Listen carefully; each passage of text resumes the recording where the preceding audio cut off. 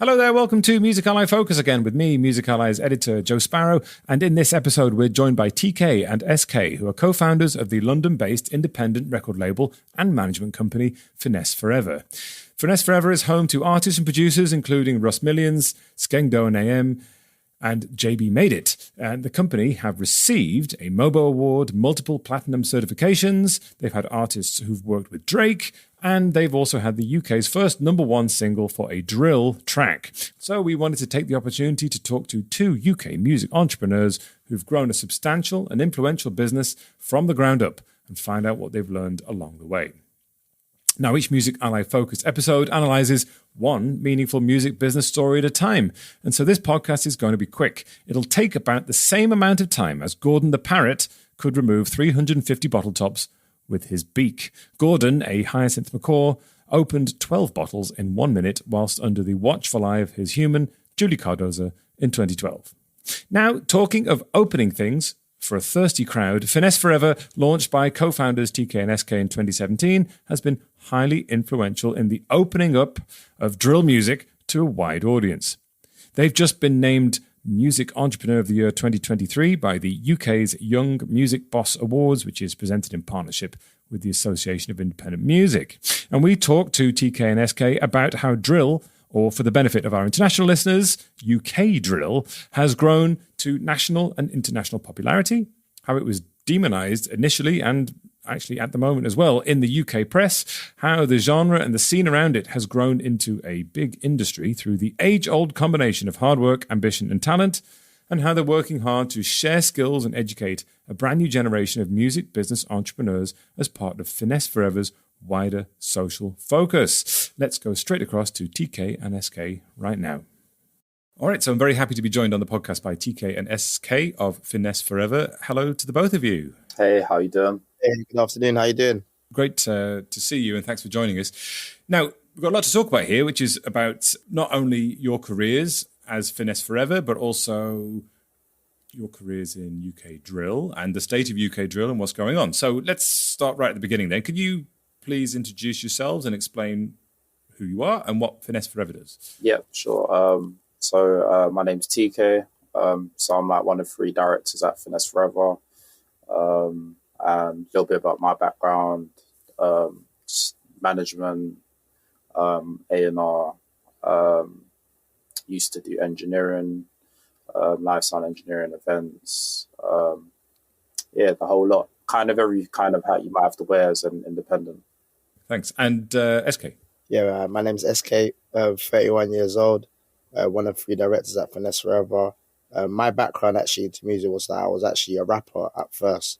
Then I got more into the technical because it wasn't really good, but I got into the more the technical side and business side of music. Right.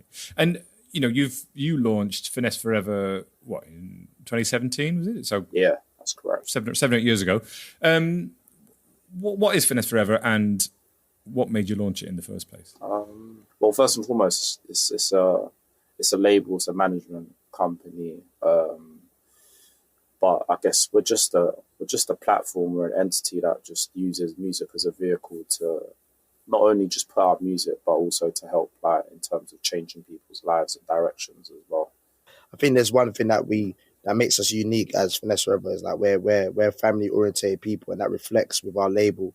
Like it's more like a family, the label and the people that we work with. Hence why we have the anonym family first. So. Right. Okay. So it's very sort of community oriented in how you work, but also in the impact that you have as well as a business. Correct. Yeah. Okay.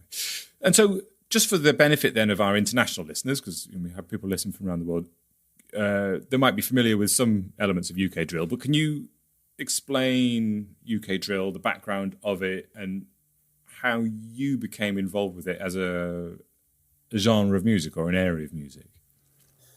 Yeah, how we got involved in it. Obviously, we're like a bit older. So at the time, I think like early 2017, I think the music scene was kind of just evolving. Drill was really super underground. So we were like kind of managing like just your standard kind of rap artist and a dancehall artist called IQ. He was kind of doing drill before, but it was really that younger crowd that kind of introduced us to it. So I was working part-time in a children's home at one point, and one of the kids that we used to look after, I used to bring him along to like radio interviews that we'd have, or like music shows. We'll just bring him to studio. So we might let him take the aux cable in the car and he's just playing music. Yeah. And we're like me and SK just be like, what is this? Like, just, it's rap, but it just sounds different and it's a lot more gritty. It's just something that we weren't fully aware of. And then we kind of got a full-on explanation of it from one of our friends who passed away, one of his youngers at the time that we were looking after, and he kind of dived into it a bit more. SK's got his take on it as well, so I'll let him break the other half.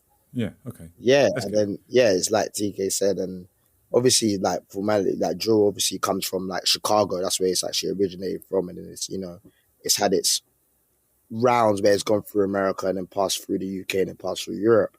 And obviously, the production is similar to kind of like Chicago, but very different, and the meaning is kind of different in the UK. Like TK said, how we came across it was like, back in our day, it was just like a normal rap. We just used to call it spitting. So when we heard it like on different beats with similar content, we were just thinking, wow, this is kind of different. Like, even down to the metaphors, the similes, and the way they kind of give their story of their life and how they're living, we found it quite unique. But we just didn't quite understand it. So we said, you know what, we wanted to kind of understand it. You know, one of our friends passed away, you know, rest in peace. You know, his little bro was the one that kind of gave us our first shot fully into the drill world, where we started managing him, and he gave us the explanation. Then we started to realize there's a whole wave that's about to form, and then we just started tapping into it from there. And of course, like that storytelling element is what people are really connecting to, and since then it's become a huge success, hasn't it? With #1 records and artists from other parts of the world also producing UK drill songs, or they would call it UK drill. You would just call it drill. And it kind of let us know like why certain things like were just happening just in the areas, and why like young people just like less and less young people in school, they're getting caught up in like drama and stuff like that.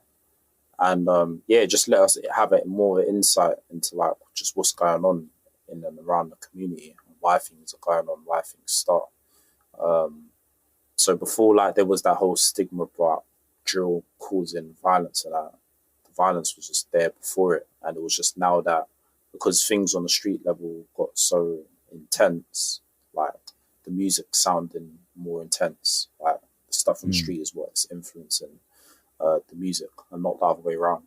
And this is an accusation that's happened so many times before in the past, hasn't it? Yeah. That the music is causing the problem, but actually the music is communicating the reality of the problem to people, isn't it? And so then, you know, let's fast forward then to now. You've just been this is a sort of recognition of the work that you've done. You've been awarded the Music Entrepreneur of the Year award at the Young Music Boss Award, which is supported by the Association of Independent Music, and that's the ceremony's coming up soon, which is great. So it's a good time to take stock, really, of that journey that you've gone since you first discovered drill. So from an industry perspective, then let's take you back there. You're in the car, you've handed over the aux cable, someone's playing this great music, and you've realised there's something there, right? So and it's saying something, and everything's falling into alignment that moment. So what was the actual industry like then? The sort of the industry around drill like? There was back none. in 2017. No. Right. Okay. No, there was not. And what's funny is no one wanted to touch drill. Like, do you know what I mean? Like, we used to campaign. We used to like basically protest, like 2 Man and a few other people within the industry. I would say probably like we got Press Play, Danny Press Play, and Bills from Mixtape Madness at the time were the only ones that really co-signed or supported or wanted anything to do with drill, because everyone thought it was just some sort of knife crime. Like, they didn't really understand that it was music. They didn't understand it was genre. They didn't understand there was professionals behind records. They didn't understand the ecosystem because they just saw what was in the headlines. And that kind of made it fearful. So the industry at the time is no one wanted to sign drill. No one thought that was going to make money. No one thought that where it was going to, you know, until, you know, it started having its success, you know, like Bouncer, he was the first one to get the first chart in drill record, which went top 20. We were second with Gunlean. And obviously now fast forward, we've got number one. And fast forward, speaking of which, where we're in the car where the kid actually played the aux. He's now on our music business course. That Right. shows you a full circle ecosystem of how it can change. It changes so many different people's lives, whether you're the artist, whether you're the manager, whether you're the graphic designer. And it was kind of annoying that we already saw its potential to get this far. But at that time, no one really saw the potential. Everyone was kind of afraid. People had their own comments and whatnot. And that was kind of a frustrating time, the industry. How did you break through? Because this is people are not wanting to touch it, and yet you're seeing the potential. You're on the ground there doing it. So how did you win people over and get them on your side? We just brought a level of professionalism, you know what I mean? Because like for us, this wasn't really about just, like a bit of music. For us, this was all about impact.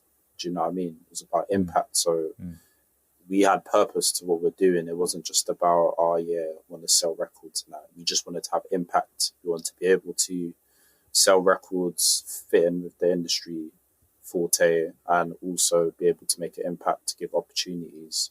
And I think people saw through that. And I think a big part of that was when we went on the whole media run, speaking on Sky News, speaking on BBC, ITV, and we just stick on like our FF shirts and we present it as two young black men presenting a genre which is deemed as, this is violent, nothing good can come from this, but we're presenting it in a way that can be respected. Where, well, if you don't respect and like the music, then you're going to respect the people and know that there's good people within this that are trying to sort of make a difference and whatnot. And I think we definitely became or set an example for a lot of young people coming up, which is why I think I think that's why it's here. We gave people a blueprint, to be honest, I think, personally. That's not to our own homes. Yeah. Definitely. Yeah. And to add to that as well, like there's a key thing there that we became examples to the youth. Like we didn't just let it sit down just with the music. We went down to these deprived areas. We went down to these communities, and people called us mad.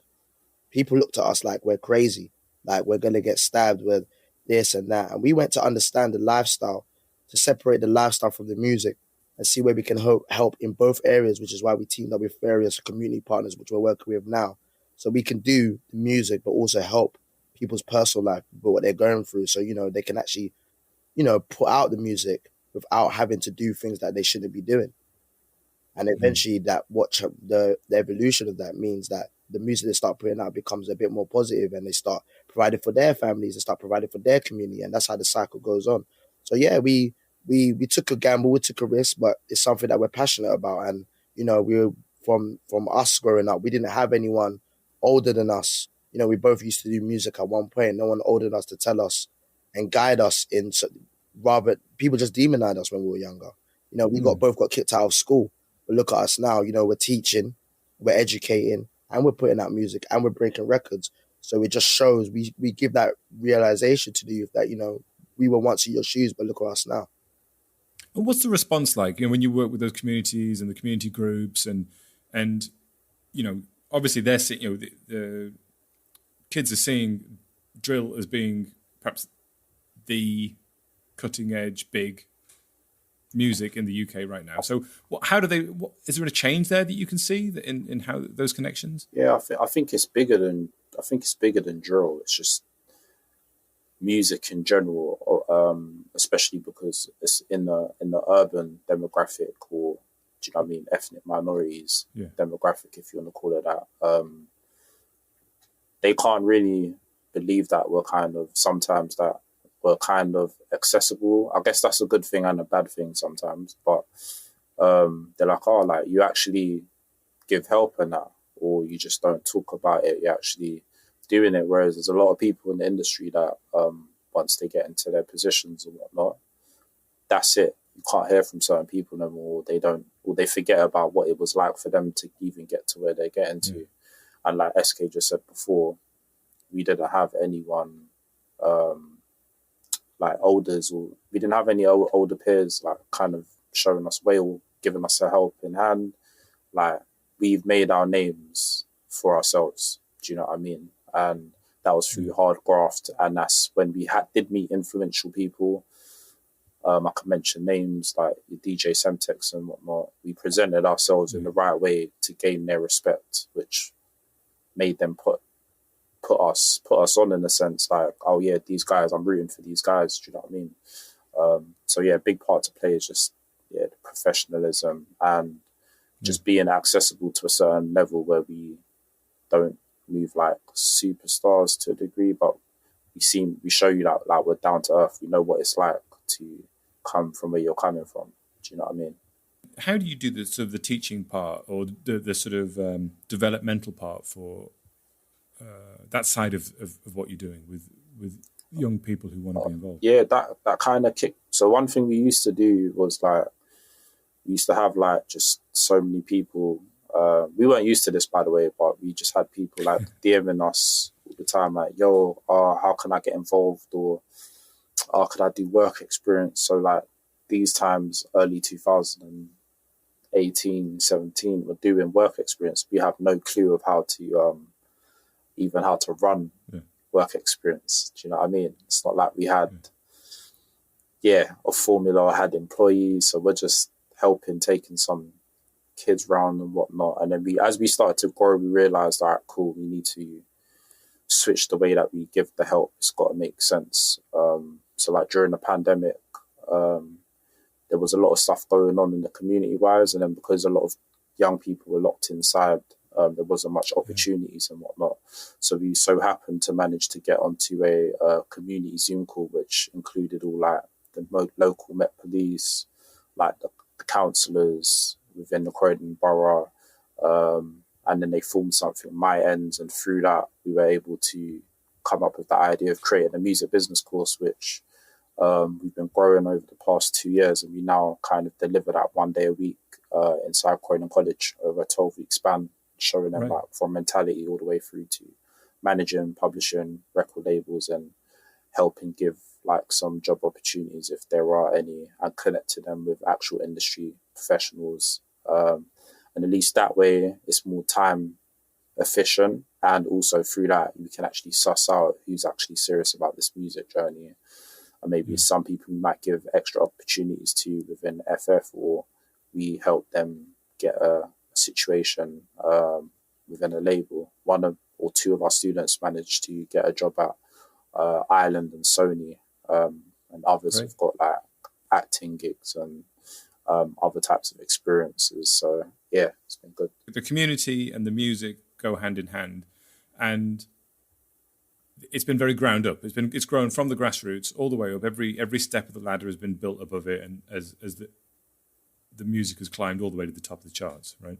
So you've mentioned some of the challenges that you've overcome, especially at the start there, of winning people over and setting expectations and things like that. How, on a sort of personal level or as a sort of business level, how has that helped you develop as professionals? I think it's helped us develop like very well, and even just doubling back to add to the point that TK said, what TK finished about the community. We also do even one-on-ones, like we do one-to-ones with a lot of people outside of this, like, because like he said, there's a lot of people that reach out to us, but we do a lot of one-on-ones because there's so much people that need help, and so much, and we're suckers to help. That's what we always say.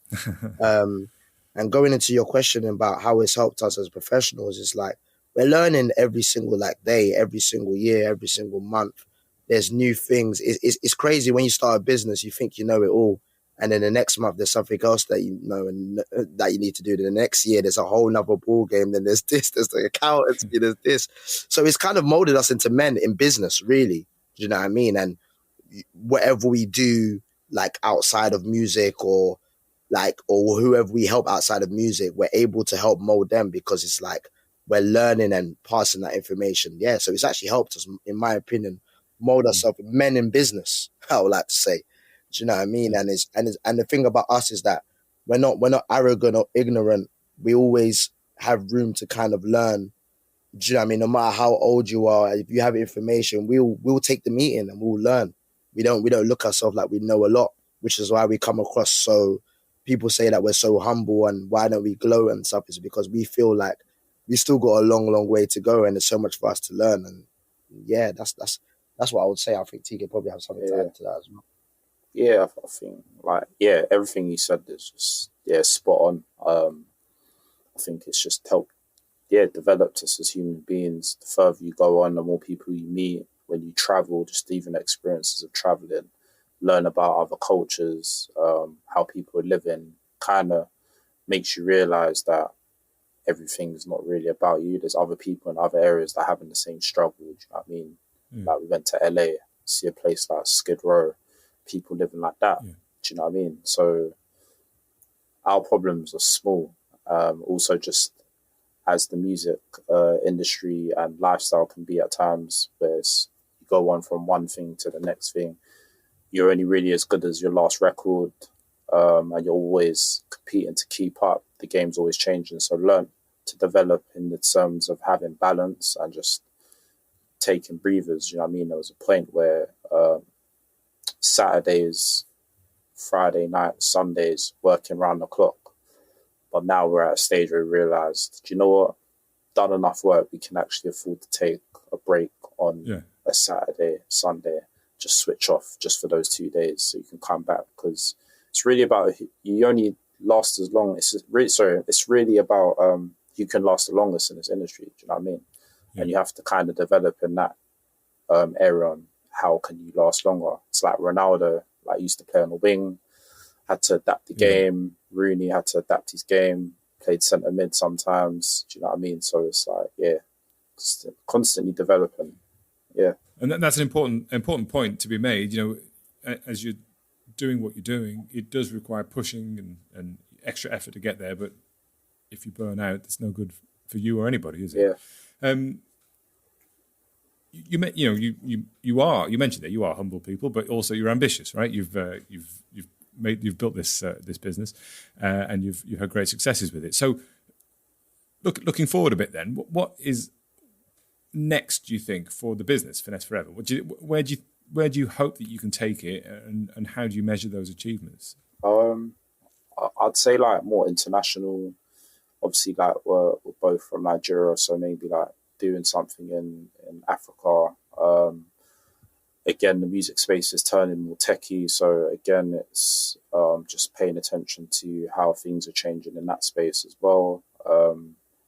Starting to understand more about just the music business in general. So we're really on just trying to put out the right records. We just set up a publishing division with Ditto. So doing admin for other artists and just learning this about catalog and stuff like that. So we just hope to keep kind of growing in that way. So you're aiming to sort of grow in that sort of holistic way, where you're just trying to sort of build a more secure business around Finesse Foreva that sort of keeps developing in a way that supports it. Because in this music industry, it's not easy to keep the lights on. You know what I mean? So when you're an independent label, especially, you have to kind of do a lot more groundwork. Whereas it's easier if you just just kind of got a job in a label and then you just working as A&R. You've got that infrastructure around you. But when you're building it from the ground up, it takes a lot more hard work and got to learn a lot of mistakes, do a lot of learning, find all the loopholes. Do you know what I mean? Meet all the right people that you need to meet as well. So And SK, what about you? How do you see what are the ambitions looking forward for Finesse Foreva? Yeah, I agree with TK in terms of definitely an international approach. Definitely something from our own heritage in terms of we're both, like you said, we're both Nigerian. We haven't done anything in Africa, which is kind of shameful. But that's something that we want to touch. And, it has been hard as when you're independent label, because it's you're always trying to fight for your credibility sometimes. And sometimes that does take a toll on us, where we think why we not here, or why we not there? Yeah, do you know what I mean? So many times we wanted to pack it up, but it's just we just know we're just lying to us, and we have to keep going. Do you know what I mean? There's a lot of people relying on us, and there's so much we're almost there. Do you know what I mean? I feel we're just trying to take a more global approach and every day we're just thinking about probably the best directions for the company in itself. Do you know what I mean? I feel like we've done almost everything around the entertainment and music industry. So it's like it's now having specific targets that we're trying to work towards. We've got our own, like, for example, one is like putting out certain records and this and that. So it's like that has helped us as well, guide us to the I would love to say end goal, but in music, it's like there's never an end goal. It's like it just keeps going. But a somewhat end goal, if that makes sense. Yeah.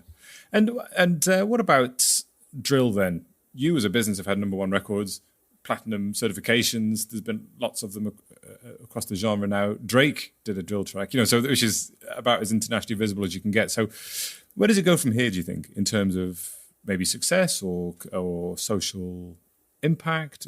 What's next?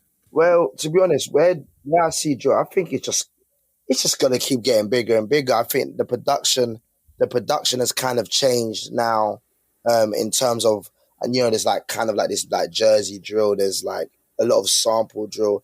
I think it's just gonna get bigger and bigger and bigger. I feel like now it's like, because there's so many different kind of people doing drill, there's different stories to tell. Do you know what I mean? Before at the beginning, we're just from a street perspective story, or where now it's like people that go to like work 9 to 5. There's people that play football that do drill. There's all kinds of drill that's coming out where it's only just gonna get bigger. That's the way I see it. It's already gone international. We've had like massive artists like Drake jumping on drill. You've had so much, Beyonce even jumping on drill. Like, you've had a lot of people jumping on drill where it's just like, it can only get bigger, in my opinion. It's here to stay. And well, that's a good place to leave it then, with a very positive outlook. And you've got ambition to match. I'll put some links to Finesse Foreva and some of the songs you mentioned beneath the podcast, so people can dig into it a bit. One final question for each of you then, which is sort of to set the context for the conversation we've just had, which is, if both of you could pick one piece of music to listen to forever, like you only take one, what would it be? This is always the hardest question, I'll be honest. I think it would have to be like instrumental based. So do you know what? Recently I've been listening to Enya. Okay. Yeah, she's like an old school artist, and a lot of people had a big resurgence recently. Yeah. Because a lot of people have been sampling her stuff, but I've just had her like album on, and because it's not no words to it, you can kind of put your own. It's funny how it comes back round, isn't it? That Enya has recently had this resurgence. Yeah. Okay. Well, that's a good choice. Not had that one yet. SK? Yeah. Is it like genre of music, or just one? Is it a song, or? I mean, I'm a bit flexible here. I usually say a song, but it could be a genre or an album or something, Like meaningful rap. I can listen to that all day. Like meaningful rap. Like, it's just like, because I listen to a lot of music that I can relate to, or that's very relatable. So it has to be like meaningful, deep rap. So something that you can really connect to. Yeah, that's me. You can listen to it forever. I'm a weird music person. That's why these are always find me weird, because I like music that I can only just relate to. And the thing about me, I have a pet peeve. Once I like a song, I'm playing that 50 times. 50 times. 50 times all the time, forever and ever. That's the one thing. When I love a song, I'll just keep playing it. And do you ever get to a point where you play a song so many times, it goes all the way around and you end up not liking it anymore? Yeah, that's my problem. Okay. That's why I try to not play it. I try to starve myself from playing it, and I'll pretend as if I'm not going to get bored of it, but I will. And I'll come. Yeah, I'm the same. Okay, good. It's nice to meet someone who's the same. Okay. Cool. Yeah. All right. So TK and SK, Finesse Foreva, thanks for joining us. Cool. Thank you, man. I appreciate it, Joe. Thank you. And there we are. Big thanks to TK and SK from Finesse Foreva. And if you found that useful, please share this podcast on with someone who you think will find it helpful. You can also check out all the things that TK, SK, and Finesse Foreva are doing by the links that are under this podcast. If you want to get in touch with me, I'd love to hear from you. You can email me on joe@musically.com. That's joe@musically.com. And don't forget, if you want to stay in touch even longer, we have a free weekly email called The Knowledge, which rounds up a soup song of the best analysis, news, marketing, insight, and skills that Music Ally produces across its broad range of industry-leading services. So sign up and impress your friends. Links are in the description below the podcast, as always. All right, that's it. Thanks for joining us as ever. I've been Joe Sparrow. You've been you. And until next time, farewell.